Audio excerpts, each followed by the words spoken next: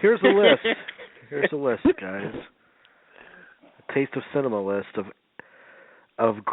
once great genre filmmakers who have gone off the rails. Okay. Oh, this should be fun.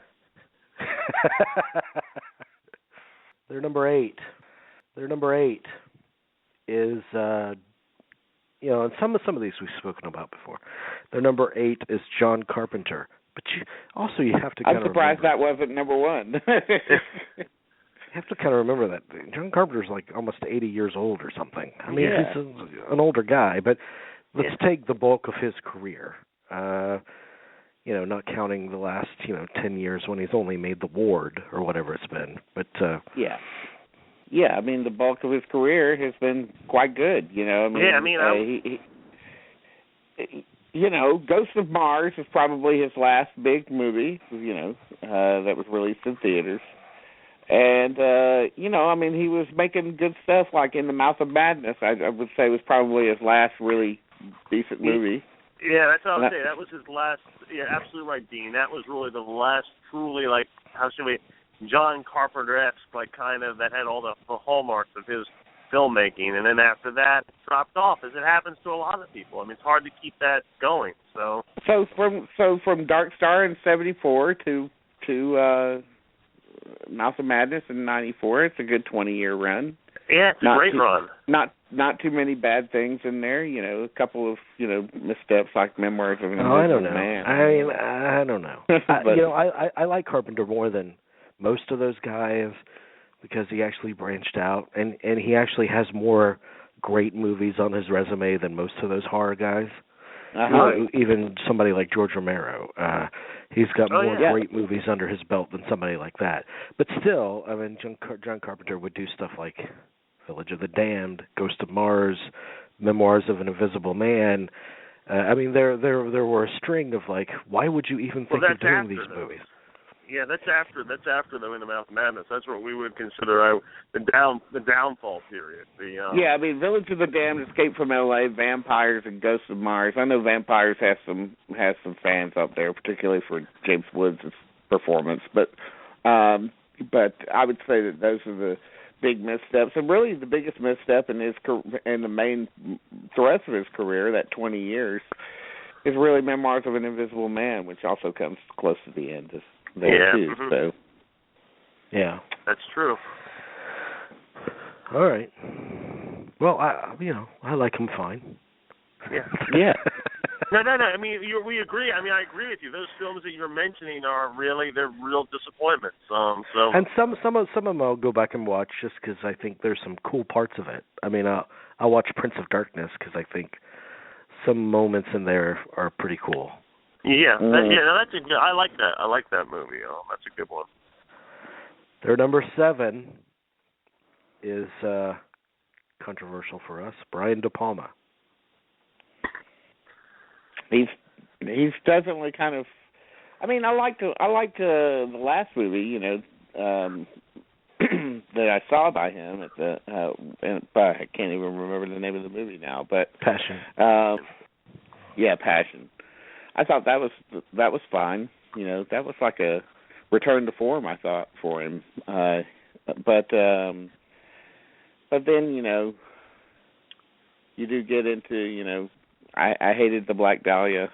It's not it's a trashy, beyond trashy, a fun trashy movie, but just it is a bad. It is a parody of a Brian De Palma film.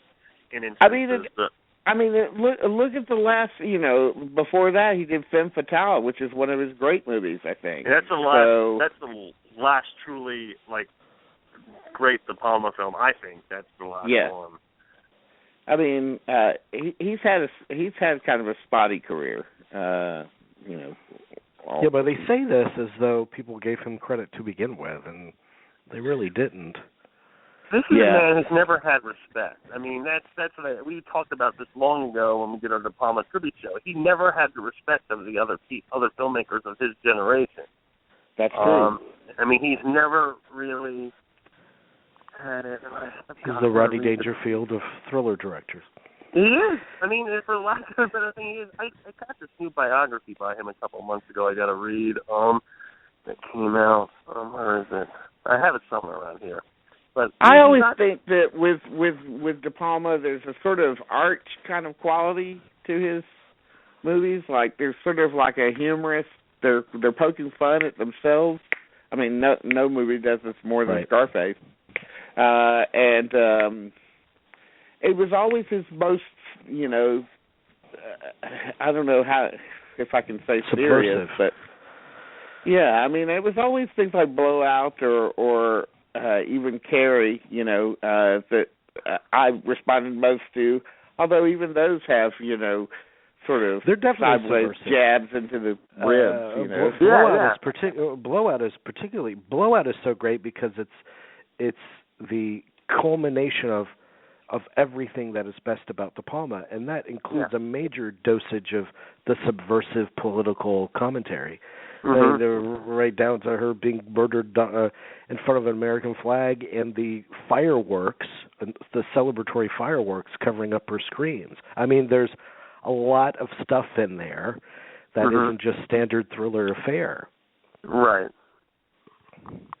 And he's another person that's ventured outside of the genre quite a bit. Yes. Yeah. Home movies. I like home movies. That little movie he did.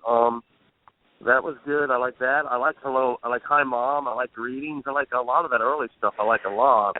And yes, he had a big bomb with Bonfire of the Vanities. Yeah. But I can kind of empathize with why that movie went wrong, because I mean the production problems in that were all rushed and stuff. And secondly, I don't think many directors of his ilk had as big a hits as he did. I mean, The Untouchables was massive. Mission Impossible was massive. So nobody talks about that. Everybody talks about Bonfire. Yeah, but isn't Carrie also a big hit for him early on? Yeah. Okay, so I mean that's number big hits. Number 6. Number 6 on this list is Dario Argento. I don't know a lot about his latter-day stuff, but yeah, me neither. This is one of those things where what was his most? I don't even know. I know he made a movie a couple years ago I never saw, but I mean, there's obviously the original movies that everyone raves about, but that's an odd choice. I don't know if I'd put that in there. I don't know if I'd put De Palma in there either, for that matter. But that's just me.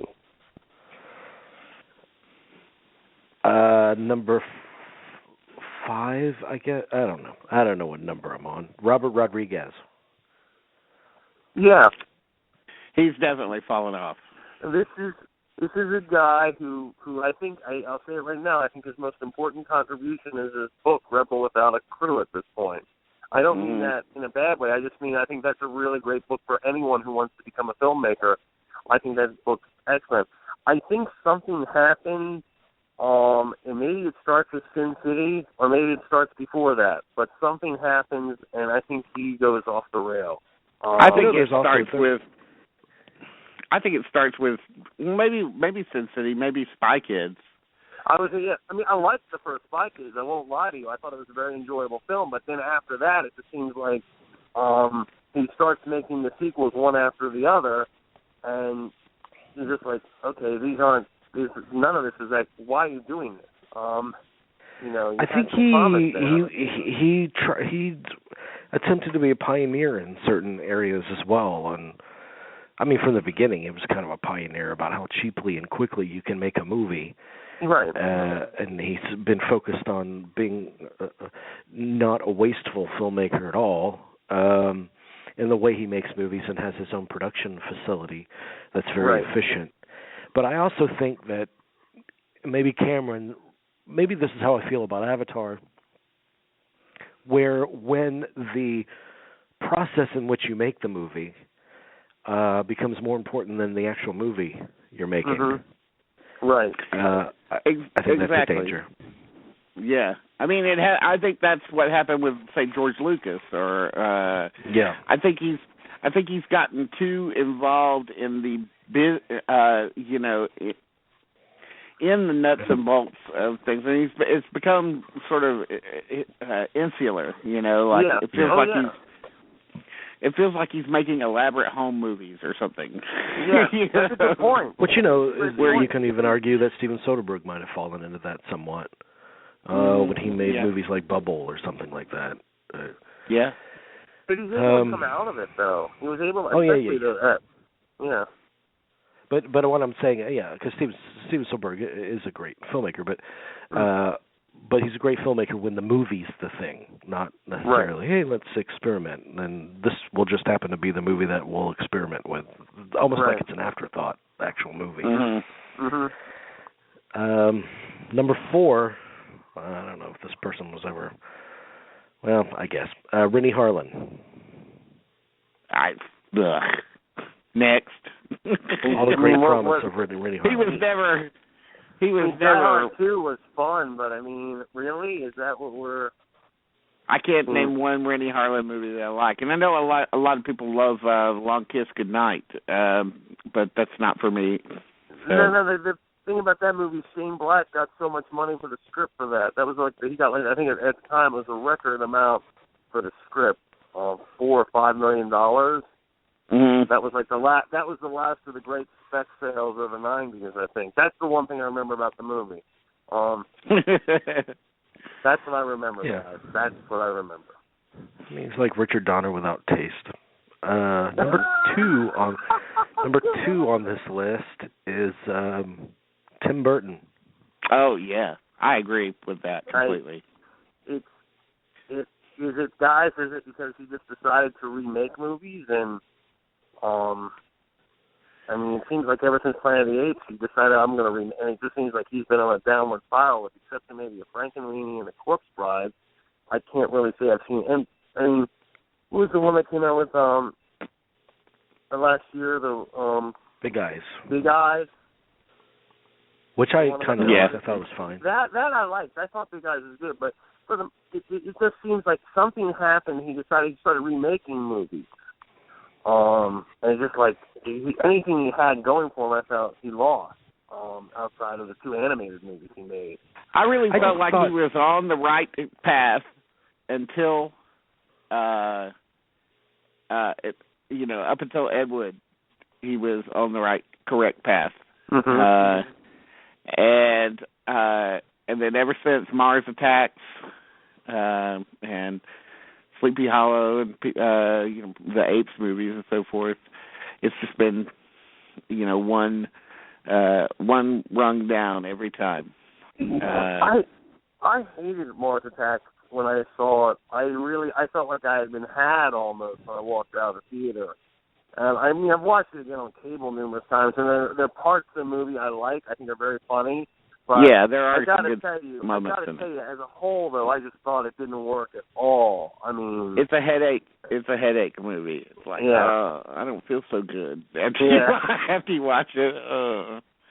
And Big Eyes is a perfectly agreeable movie, but I just wish with Tim Burton at the forefront of that movie, and with her specific art, I thought it needed to be more particular. It needed a more kind of particular, odd vision, and it was told very standard, which was surprising coming from Tim Burton. Yeah, it didn't have a visual pop to it at all, which I was very surprised about. It was odd. That's a very odd entry into his career, but. I definitely believe that the animated movies are where you see the old Tim Burton coming back. So they're number 1. By the way, it's odd to think about this, but books that are written about De Palma or books that are written about a couple of subjects that we are sourced in some of those books, and we will be in the future, I'm sure. Based on the interviews we've done. Yeah. Like, we've already been sourced in one De Palma book. About Terry, right? Yeah, and then I remember Ken Tucker told us that, I listened to your show in preparation for my Scarface book, and we've been referenced in, like, a book about Twilight. Wow, that's okay. interesting. Yeah. I did not know that. Okay. We've been referenced in like a dozen books, and some of them are like school textbook kind of things. Our cinematography series has been referenced to lots of stuff. And then if you Google us, which I do often, like you'll see there's an acting studio in New York City that suggests our podcast for its students.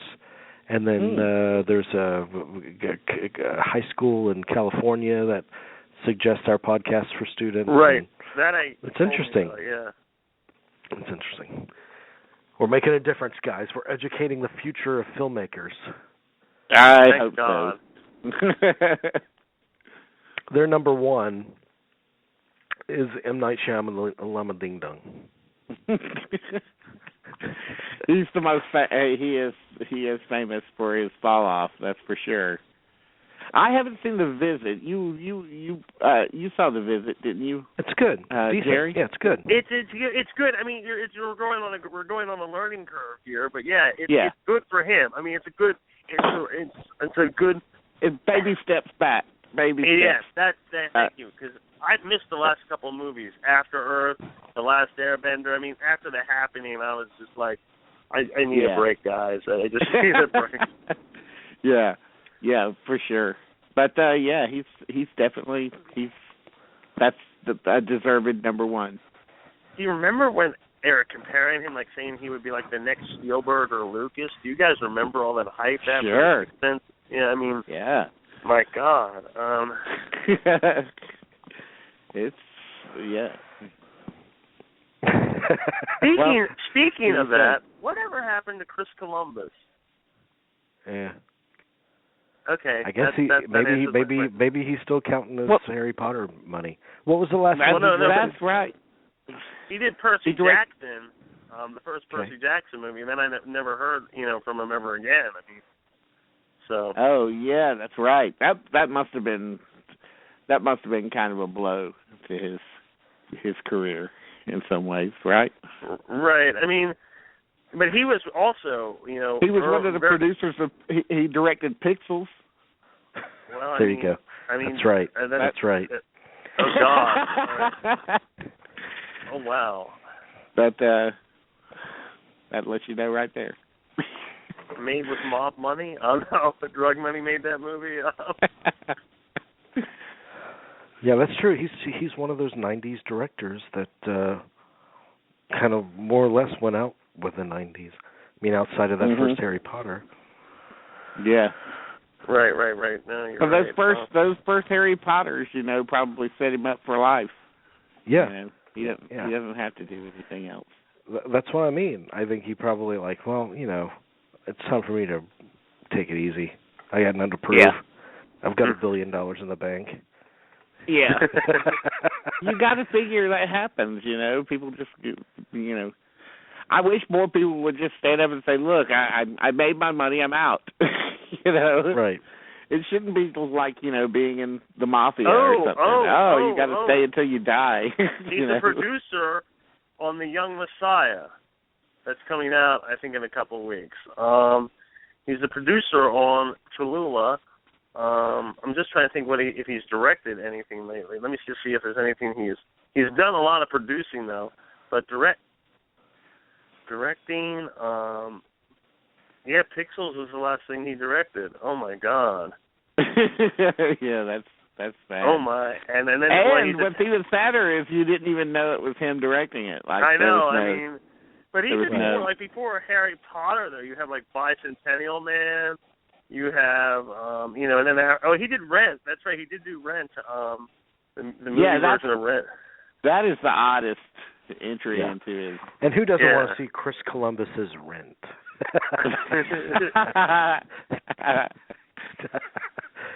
Because what I think the perfect vision for Rent. I think Chris Columbus. I look at all of his movies, by the way, and I like none of them. Literally none of them. I know that some people love Adventures in Babysitting, but I don't. That's not me. I put that in the Goonies category of like. Produced The Witch. He produced The Witch, guys. He's a producer on. So he does. As a producer, he has a much better feel for material than as a director, obviously. So, so he still has his hand in the pot. It's still there.